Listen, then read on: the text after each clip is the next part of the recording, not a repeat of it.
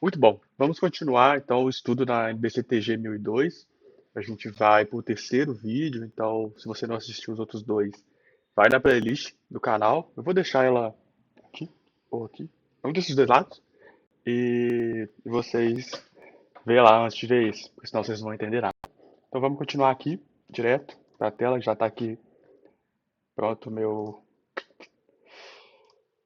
acesso. Peraí, deixa eu colocar na tela aí o estudo. Aí, beleza. Então tá aí, vamos estudar essa brincadeira.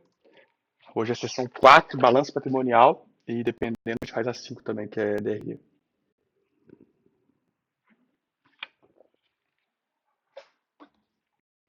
Vamos lá. Balanço patrimonial.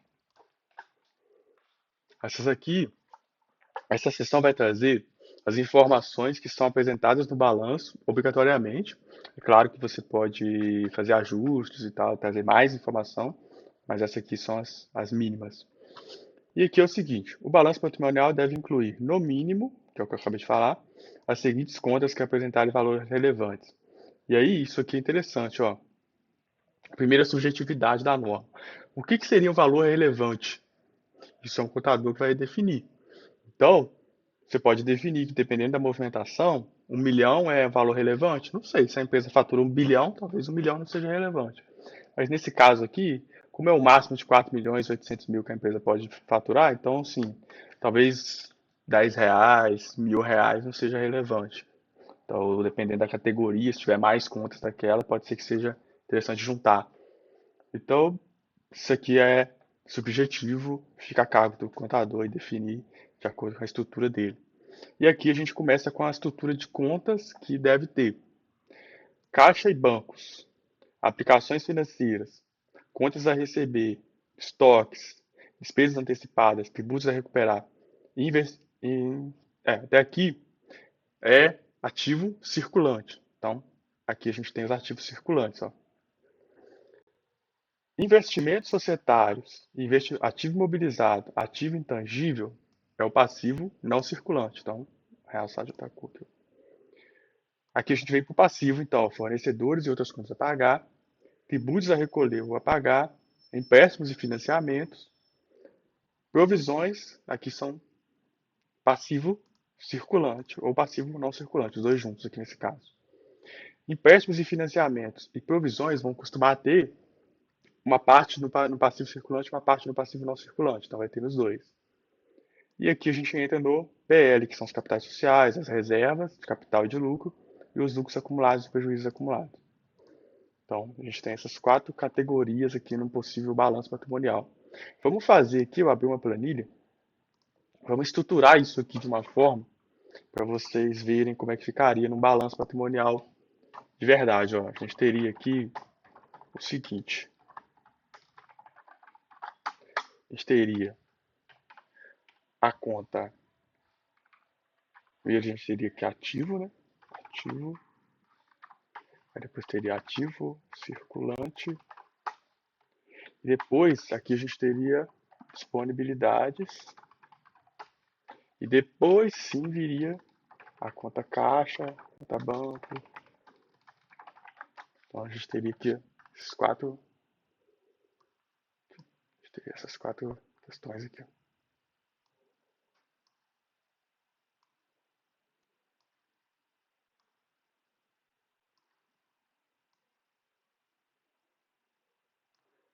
Aqui. Então a conta se viria aqui embaixo, ó. Caixa, banco, dentro desse grupo, dentro desse grupo, dentro desse grupo aqui.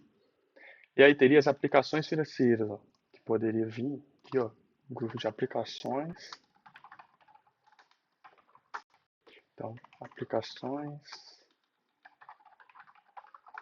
financeiras. Depois teríamos contas a receber, que daria aqui, ó, um grupo de contas a receber. Dentro teria, aí por exemplo, poderia ter nome de cliente X. Aí teria vários nomes aqui de clientes, sabe? Geralmente é assim que a gente faz. Ou poderia ter uma contas a receber global, sem definir quais clientes são, tudo junto. Isso aqui vai naquela questão que eu falei dos valores relevantes. Aqui, ó. Se um cliente ele possui um valor tão relevante e é interessante mostrar ele separado, você coloca por cliente. Se não, você coloca uma conta tudo junto. Depois a gente vai ter os estoques. Então, você vai ter aqui, ó, estoques. E aqui você pode colocar, por exemplo, uma separação em estoque de matéria-prima. Não, então, vamos colocar por ordem, né? Estoque de material acabado e estoque em produção. E aqui, estoque. Está difícil de escrever. Estoque de matéria-prima, que é aquele produto que ainda não começou a ser produzido. E aqui, estoque de material de consumo, só. Coisas são usadas só para consumo interno, não é produto. Então você tem esses quatro fases aqui que o estoque vem, né? Então você compra o produto, ele é uma matéria-prima. Depois você produz coloca o produto ali na linha de esteira, então ele vai ser em produção, depois ele vai ser material acabado. Então vai ter essas quatro fases. Depois você vai ter o despesas antecipadas. Despesas antecipadas é muito bom. Despesas antecipadas. Despesas antecipadas seria o quê? Um salário antecipado para o funcionário, acontece muito. 13º, imposto de, tem os impostos antecipados também, que são possíveis de ter. Então, às vezes você paga um imposto antes da hora, alguma coisa assim, você pode colocar aqui. São despesas que você antecipou. Então, por exemplo, um pagamento de um prolabore antecipado também pode ser. Às vezes você paga um prolabore para o sócio antes da hora. Antecipado também pode acontecer. Enfim, coisas que você pagou que ainda não deveria ser pago. Ou, o que pode acontecer aqui também? Às vezes um seguro que você assinou, um contrato de seguro, por exemplo, é algo comum, porque aí você, no seguro, o que acontece? Você contrata o seguro, tem 12 meses. Você paga ali o valor e depois, se você pagou à vista e vai dividir em 12 vezes, você pagou antes de usufruir daquela despesa. Então, você paga o seguro, pagou lá R$ 1.200, você vai colocar no ativo que você tem lá R$ 1.200 pagos, e mês a mês você vai abater desses 1.200 que está no ativo os R$ 100 até virar o ano e fechar os 12 meses. Então isso também é uma despesa antecipada, tá? Então, pode acontecer isso também. Tem que ficar de olho nisso. E aqui a gente tem os tributos a recuperar. Então, tributos a recuperar, que é o quê? Isso aqui vai ser difícil de ter numa empresa simples nacional. Então você teria que usar 1002 numa empresa que é, sei lá, lucro presumido, lucro real, sabe? Muito raro. Mas beleza, vamos presumir que tem. Tributos a recuperar vão ser aqueles tributos que você pega crédito quando você compra e você recupera esse crédito no final de vender. Então você comprou, por exemplo, lá aqueles estoques que eu falei aqui em cima, comprou em R$ 12.000 esses estoques. Desses R$ 12.000, você vai pagar uma parcela ali, você vai recuperar uma parcela em ICMS, uma parcela em PIS, uma parcela em COFINS. Então você vai ter lá ICMS a recuperar, vai ter o PIS a recuperar, vai ter o COFINS a recuperar. Dependendo se eu comprei de uma indústria, estou numa indústria, vai ter o IPI também a recuperar. Escrever hoje está difícil. Tô errando todas as palavras aqui, mas beleza, vamos lá.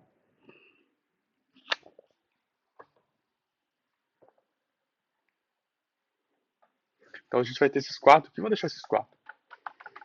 Os quatro impostos aqui a recuperar. Então, eles vão ficar recebendo créditos para que no futuro próximo a gente abata esse tributo aqui. Aqui fechou o ativo circulante. Fechou o ativo circulante.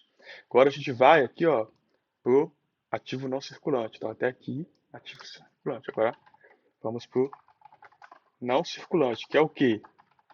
O não circulante são aquelas despesa, aqueles bens que você tem, que você vai usufruir dele, vai ter a perspectiva de receber um dinheiro dele, só 12 meses após o final do exercício atual. Então, você está no exercício, então você tem o exercício atual mais 12 meses para usufruir desse bem aqui. Geralmente vão ser imobilizados, vai ser um investimento, vai ser algum aporte que você fez que você vai recuperar só futuramente, muito futuramente, que é raro também, e intangível também, que é muito raro também, mas pode acontecer. Então você tem um ativo não circulante aqui. Do ativo não circulante vão ter investimentos, vão ter lá os investimentos societários, investimentos. Esses investimentos vão ser compra de ações de outras empresas, se tiver, você comprar parte de uma empresa também, então pode ser também, sem ser ações, tipo uma empresa fechada, você vai lá e compra uma porcentagem. Isso pode ser também um investimento. Então, geralmente vai ser isso, uma debenture, alguma coisa assim. Então você pode colocar aqui ações, pode ser debentures, enfim, pode ser várias coisas aí. Então pode ser qualquer tipo de coisa. E também vai ter os imobilizados, certo? Então, imobilizado, que são o quê? Máquinas, bens que são imóveis, ou seja, não se locomovem, e que você usa para a atividade, para exercer a atividade, seja na parte administrativa, seja na parte operacional. Então a gente pode ter aqui um galpão, por exemplo, um galpão costuma ter, se você for uma indústria, se você detém uma indústria, né? Se você alugou o galpão e não vai aparecer, obviamente. Então você pode ter um galpão, você pode ter máquinas, equipamentos, que é muito comum também ter aqui.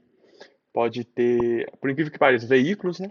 Por mais que eu falei que não se locomovem, veículos são imobilizados, então tem essa questão aí também importante. Enfim, você tem essas coisas, ou seja, são bens que você possui de valor agregado, valor alto, e que ajudam a você executar a atividade operacional da empresa. Então, vamos supor um serviço de limpeza. Então, se você possui uma empresa de serviço que terceiriza a faxina de empresas, de outras empresas, por exemplo. O que você vai poder ter ali no imobilizado?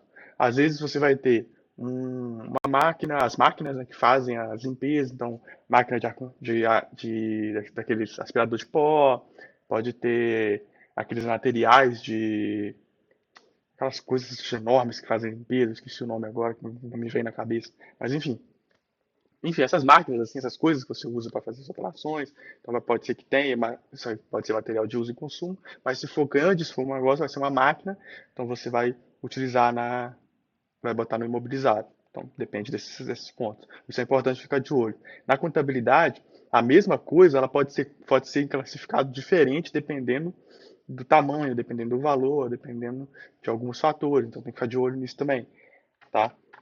Tempo de duração daquela coisa. Isso, uma coisa importante, que não está ali não está aqui, mas que isso vocês têm que ficar de olho. Se a empresa ela está no Simples Nacional, isso aqui eu vou falar, eu vou até ficar grande aqui, porque isso aqui é legal. Presta atenção nisso. Imobilizado. Se a empresa ela está no Simples Nacional, para você classificar uma coisa como imobilizado, aquela coisa precisa estar na empresa, precisa ficar na empresa por mais de 12 meses, assim, garantido. Por quê? Na lei do Simples Nacional, diz que um bem só é classificado como ativo imobilizado se a empresa detiver aquele bem por mais de 12 meses antes de vender ou antes de se desfazer daquele bem. O que que acontece se você compra um bem, classifica ele no imobilizado, então ele vai ter a depreciação, vai ter tudo aquilo, e vende ele antes de 12 meses?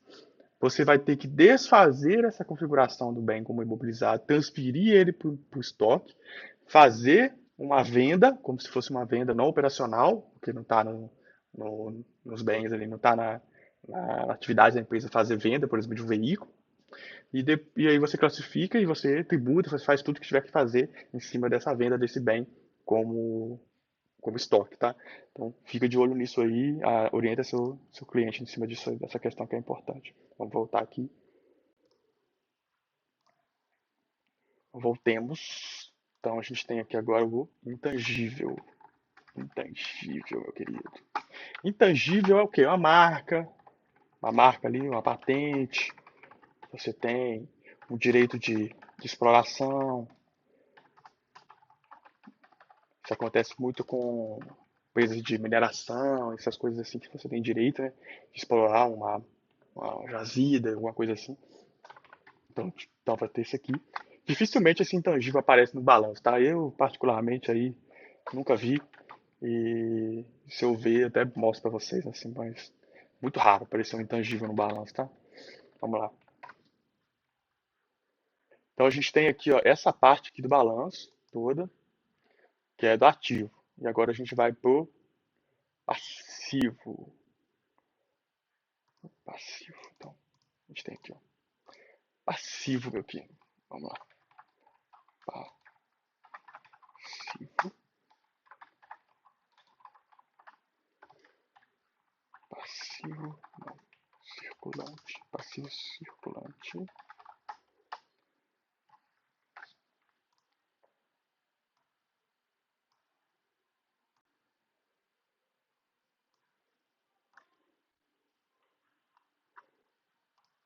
No passivo vai ter fornecedores e outras contas. Então vamos ter aqui, ó, fornecedores e outras contas. E aí o que acontece? Se você tiver um grande número de fornecedores, é melhor separar e fazer fornecedores e embaixo outras contas. Separa. Se você tiver um pouco fornecedor, junta tudo, deixa tudo junto, tá? Então isso aqui vai depender do movimento da empresa. O que você pode colocar aqui? Fornecedor com o nome do fornecedor. Então coloca aqui nome do fornecedor. X, por exemplo, aí vai ter lá fornecedor X, fornecedor Y, fornecedor Z, enfim, vários. E, dependendo se for pouco fornecedor, você coloca só fornecedores e segue a vida. Não seja um preguiçoso de merda e junta tudo e vai lá e vai ter uma conta de fornecedores 5 milhões. Ah, pelo amor de Deus, não faz isso. Se a empresa tiver vários fornecedores, separa bonitinho, faz as contas bonitinho e tal, faz o controle. Se a empresa for controlada, se a empresa for bem administrada, ela tiver os controles de tudo que ele comprou, faz certinho. Se a empresa não tem esses controles, você tenta ensinar o administrador, né? Faz o seu trabalho primeiro ali de ensinar o cara, fala, não, é importante para você conseguir ver o tanto que você compra, o tanto que você vende e tal, para ele ir para embora, aquela coisa. Se por acaso, assim, ele não tá ligando muito, aí você junta tudo e joga numa conta só e segue a vida. Também que você também não é dois e não precisa passar por nervoso à toa.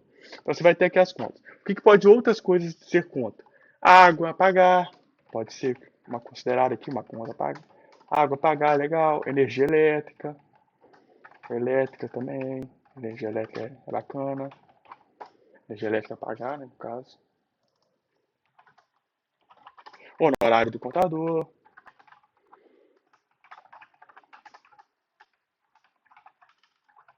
Honorário contábil, pagar também é bacana. Costuma ter aí bacana. Deixa eu ver mais contas aqui que costuma ter. Só isso que eu tenho. Da minha cabeça aqui veio só isso. Deixa esses aí. Seguimos a vida. Tributos a recolher ou a pagar. Ah, importantíssimo. Que isso? Salário, né? Salário a pagar, ué. Que isso? Salário do funcionário tem que pagar o funcionário. Então, salário a pagar. Aí você pode ter aqui uma conta de 10º a pagar. Você pode ter uma conta aqui de outras coisas aí da parte de DP. Então, pode ter isso a parte aí. Vamos de tributos a recolher. Então, tributos a recolher, que é o quê? O contrário do tributos a recuperar, né? Tributos a recolher. E deixa eu ver se tem mais o que aqui. O pagar. E aí vocês vão ter aqui o quê? O contrário do outro. Então, se aqui a gente tem ICMS, ó, a gente tem ICMS a recuperar, PIS a recuperar, COFINS a recuperar, IPI. Quando você vende, você vai ter o quê? Um recolhimento, uma obrigação de recolher o imposto em cima daquelas vendas. Então você vai ter ICMS a recolher, vai ter o PIS a recolher, vai ter o COFINS a recolher. recolher.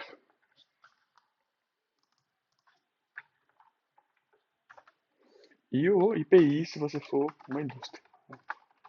IPI é recolher se você for uma indústria. E de outros tributos a pagar, você vai ter o INSS a pagar, vai ter o FGTS a pagar se você tiver funcionário. E deixa eu ver se tem mais aqui. INSS, FGTS, acho que é mais esses. Imposto de renda, pode ter imposto de renda a pagar também vai ter. CSLL, a pagar também. Tá? E se você for do Simples, vai ter o Simples Nacional a pagar. Se você for do Simples, vai ter só o Simples Nacional a pagar, tá? Não vai ter os outros não. Mas se você não for, aí você não vai ter o Simples. Então, depende do tipo da empresa. E aqui vai ter, próxima parte, empréstimos e financiamentos. Empréstimos e financiamentos.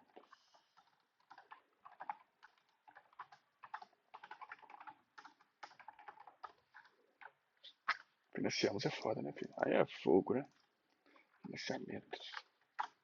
Aqui, ó.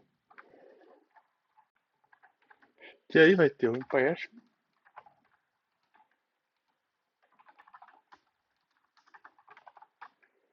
Pode ter o financiamento. Curto prazo, nesse caso aqui, são os de menos de 2 meses. E as provisões aqui. Que é o tipo o que aqui? 13º, 13º, pode ser aqui o férias, enfim, essas coisas básicas assim. Então, vai ter essas desses aqui. E aqui pode ter o que aqui?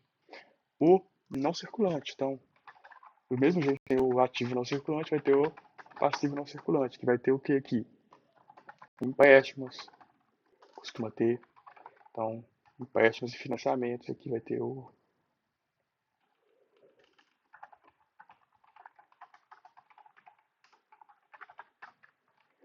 E aí vai ter ali o.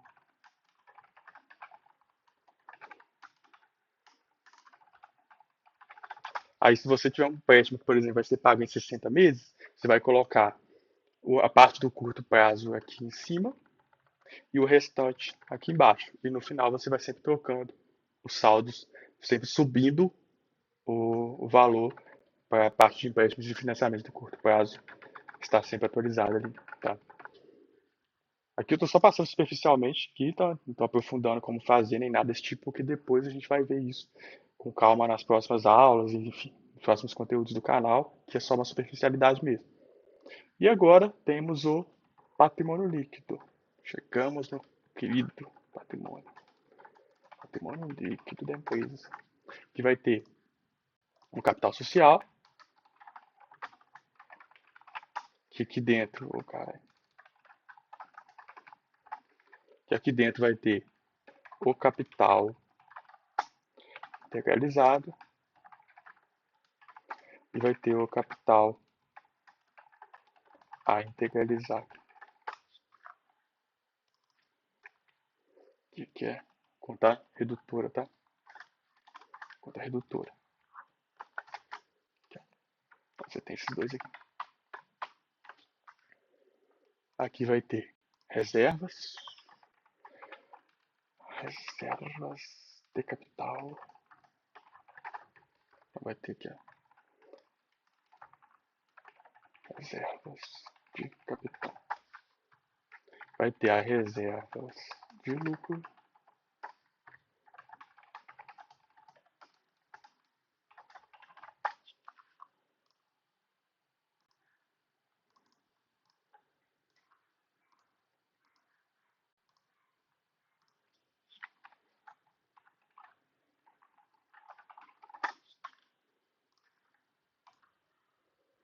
E, por fim, os lucros acumulados. Lucros ou prejuízos.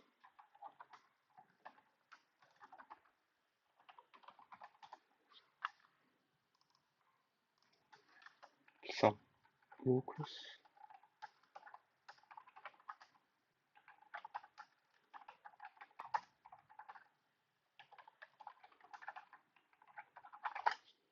Vai ter esses dois aí.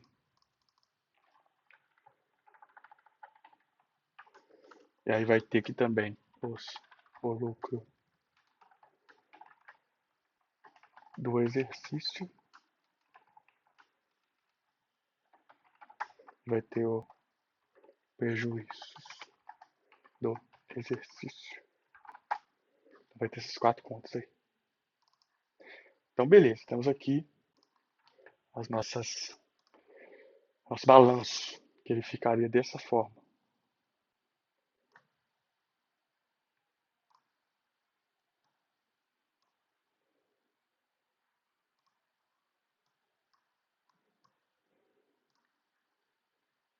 Logo, um balanço, ele é desse jeito aqui, ó.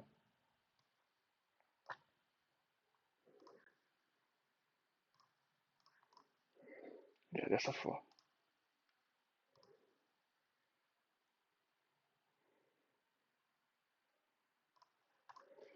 Desse jeito. Isso é um balanço. Desse jeito. Desse jeito que eu te mostrei. E no final aqui, ó, vai ter o total de ativo, vai ter o total de passivo e os dois vai dar o mesmo valor. Tá? É desse jeito aqui que é um balanço. Fechou? Então, ó, vamos continuar aqui.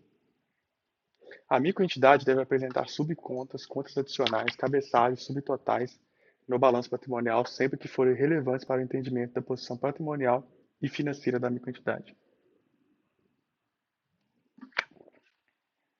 Isso é o que eu falei. Naquela conta, por exemplo, de estoque, naquela conta de fornecedores, aquelas contas de clientes, você pode ter subcontas ali detalhando cada cliente ou detalhando cada fornecedor. Ou se você tiver mais de um empréstimo, é recomendado você ter separado empréstimo um, empréstimo 2, empréstimo 3. Se você tiver mais de um banco, vai ter lá banco um, banco 2, banco 3. Por quê? Para você detalhar legal e a pessoa bater o olho e falar, pô, bacana, eu tenho 50 milhões na Caixa, eu tenho 5 milhões na Inter, eu tenho, enfim. Aí você vai poder fazer esse controle legal, isso é muito bom, isso é importantíssimo de ter. Ativo e passivo circulante e não circulante. Aliás, uma informação útil aqui, tá? Aqui, por exemplo, eu montei um, um banco, assim, ou no caso aqui, um plano de contas de quatro níveis, ó. Um nível, dois níveis, três níveis, quatro níveis. Então, quatro níveis. Porém, o recomendado para você conseguir fazer uma contabilidade muito bem feita seria ter um quinto nível aqui, ó. Então, caixa, por exemplo, seria um nível de uma conta super ali, uma conta básica. E embaixo teria, não teria nada porque é caixa, né? Então você teria outra conta caixa ali que seria que você usa para fazer os movimentos. E embaixo do banco, por exemplo, teria ali Banco Inter, Banco Nubank, Banco Caixa, Banco essas coisas, para você usar essas contas como no dia a dia. Então não seria usado essas aqui. Seria usado uma outra embaixo de outro nível aqui. Mesma coisa de aplicação, mesma coisa de contas a receber e assim sucessivamente, tá? Então é importante isso. Cinco níveis é o recomendado. Se puder ter seis níveis de detalhamento, dependendo do nível aí de detalhe que você quer colocar na empresa. Vamos lá. Ativo e passivo circulante e não circulante. A microentidade deve classificar como circulante um ativo que espera receber seu valor, vendê-lo ou consumi-lo nos próximos 12 meses da data das demonstrações contábeis, e um passivo quando espera liquidá-lo nos próximos 12 meses da data das demonstrações contábeis. Isso aqui é uma coisa que se você pegar até muda um pouco o conceito de ativo circulante e não circulante, tá? Mas beleza, vamos falar disso. Aqui eles consideram o seguinte: se eu estou fechando o balanço na data de, por exemplo, 31 de setembro, um cliente me pediu para fazer um fechamento de balanço de 30 de setembro para mandar para um banco, alguma coisa assim. Acontece bastante, fica de olho nisso. E aí eu vou fechar em 30 de setembro. O que que eu vou fazer então? Se eu fechei em 30 de setembro, o meu balanço, meu ativo circulante, ele precisa ser tudo que eu vou receber até 29 de setembro do ano seguinte, que são 12 meses. Beleza? Fica esperto com isso. Já o passivo vai ser tudo que eu vou ter que pagar até 30, até 29 de setembro do ano seguinte, que é um ano a partir da data que eu fechei aquele balanço ali. Beleza? Por que que eu falei que é uma mudança no valor? No conceito? Porque se você pegar o conceito mesmo de ativo circulante, ativo circulante deveria ser tudo que você vai receber 12 meses após o fim do exercício seguinte. 12 meses após o fim do exercício atual, né? Então, até o fim do exercício seguinte. Isso significa que, nesse mesmo conceito que eu falei, de 30 de setembro, eu teria que fechar um balanço com tudo que eu fosse receber até 31 de dezembro de 2025. Porque eu tenho mais 4 meses do mês atual, outubro, novembro, dezembro, 3 meses do mês atual, mais 12 meses, que é o exercício seguinte, até dezembro, até 31 de dezembro do ano seguinte. Mas aqui, como eles pediram para fazer desse jeito, a gente faz desse jeito, porque a norma está falando para fazer assim, você faz assim. Beleza? Patrimônio líquido, que é o que eu falei ali, que é, no caso aí, deve iniciar o capital social integralizado, que é o que eu falei, mostrar ali a diferença, então você vai colocar o integralizado e o não integralizado ali, separado, importantíssimo isso. As reservas, as reservas de lucro. Ah, mas onde é que eu olho isso? Você vai olhar as reservas de capital e as reservas de lucro no capital social, que vai falar lá quanto que você tem que colocar do lucro em cada um deles. Geralmente não tem isso no capital social de empresa pequena assim, tá? Muito raro. Mas se tivesse, eu olho. E os lucros, se não for sociedade por ações ou prejuízos acumulados. Então, se for sociedade por ações, não tem lucro, tá? Sociedade por ações é obrigada a distribuir 100% do lucro. Então, vai uma parte para reserva, uma parte pode ser virar capital, uma parte pode se virar dividendos e outra parte pode ser distribuído aí ações, essas coisas básicas. Nesse caso aqui, por exemplo, sociedade por ações nunca vai ser NBCTG 1002, não sei nem por que o cara colocou isso aqui, tá? Mas enfim. E lucros ou prejuízos acumulados é aquela conta básica lá para mostrar quanto que a empresa rendeu no ano.